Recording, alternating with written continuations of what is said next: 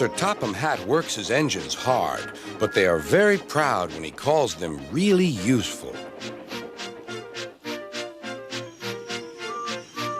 "I'm going to the scrapyard today," Edward called to Thomas.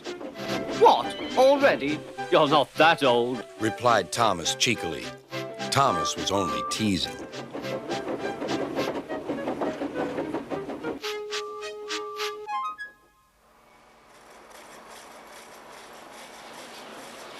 The scrapyard is full of rusty old parts and machinery. They're broken into pieces, loaded into cars, and Edward pulls them to the steelworks where they are melted down and used again.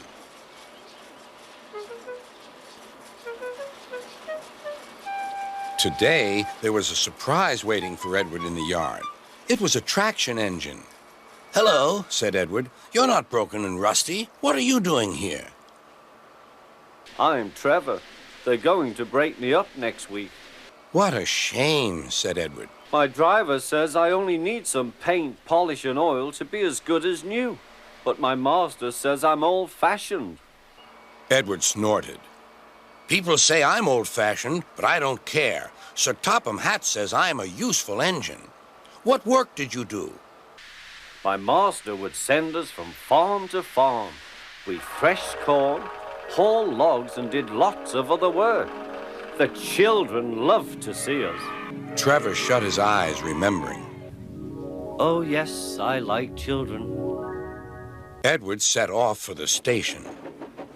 "Broken up, what a shame. Broken up, what a shame. I must help Trevor, I must." He thought of all his friends who liked engines, but strangely, none of them would have room for a traction engine at home. "It's a shame, it's a shame," he hissed. Then, why didn't I think of him before? There on the platform was the very person.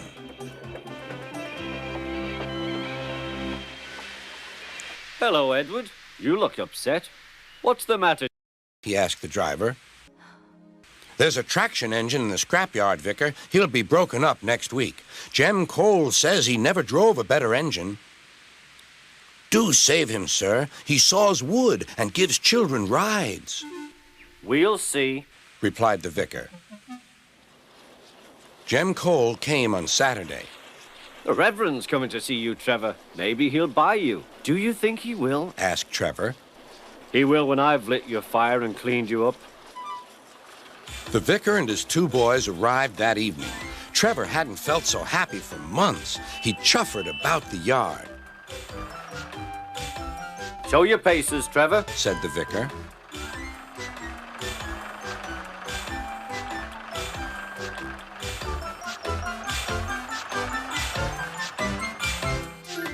Later, he came out of the office smiling. I've got him cheap, Jem. Cheap. Do you hear that, Trevor? Cried Jem. The Reverend saved you and you live at the vicarage now. Peep, peep, whistled Trevor. Now Trevor's home is in the vicarage orchard, and he sees Edward every day.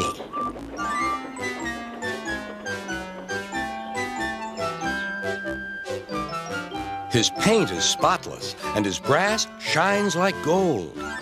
Trevor likes his work, but his happiest day is the church fair. With a wooden seat bolted to his bunker, he chuffers round the orchard, giving rides to children.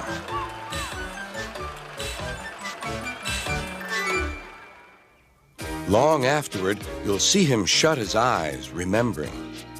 I like children.